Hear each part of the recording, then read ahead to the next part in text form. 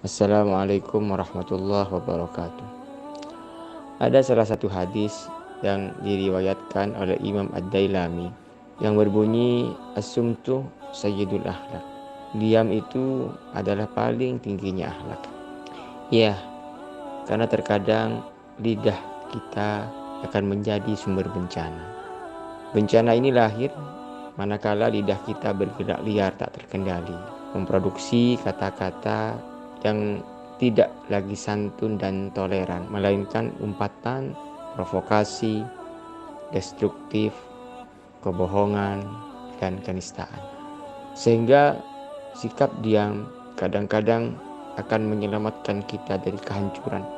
Rasulullah mengingatkan kita dalam hadis yang lain, "Man kana yu'minu billahi wal yaumil akhir falyakul khairan aw liyasmut."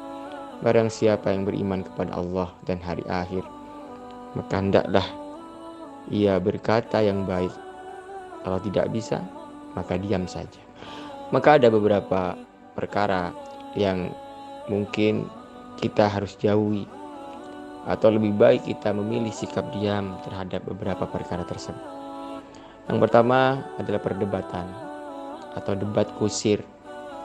Perdebatan yang didorong dari sikap tidak mau kalah dan mengalah, sehingga perdebatan itu akan berlangsung panas hingga urat leher kedua belah pihak akan nampak seperti ular yang siap memangsa dan menjatuhkan yang lain.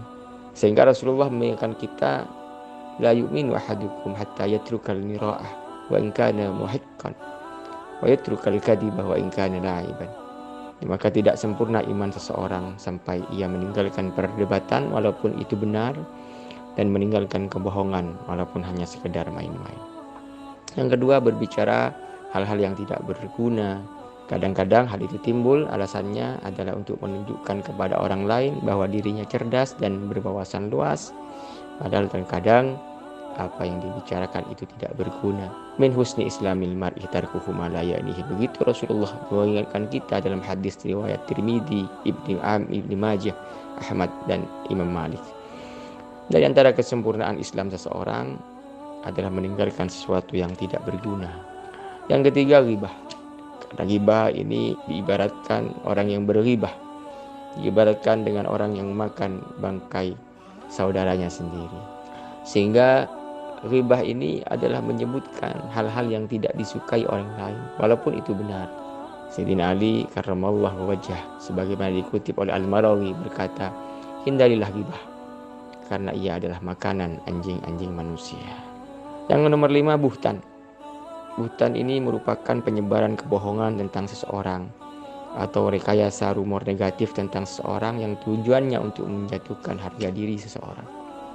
Bentuk kejahatan lidah seperti ini akan meningkat frekuensinya manakala terjadi kompetisi antara dua tokoh atau lebih untuk memperebutkan jabatan tertentu. Buhtan kadang-kadang menjadi rivalitas antara tokoh yang memperebutkan kekuasaan tertentu, menjadi tidak fair dan cenderung menghalalkan segala cara.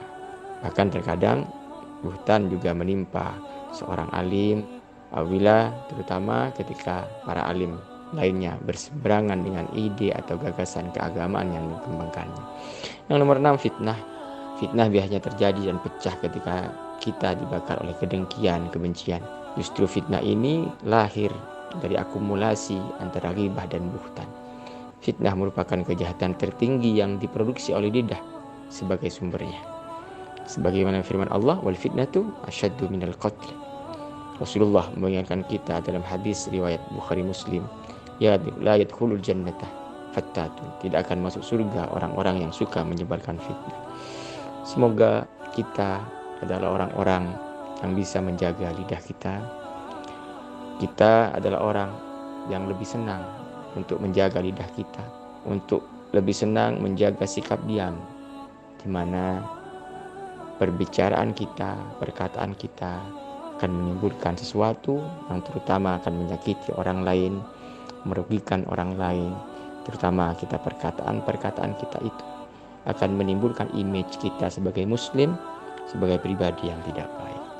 Wassalamualaikum warahmatullahi wabarakatuh.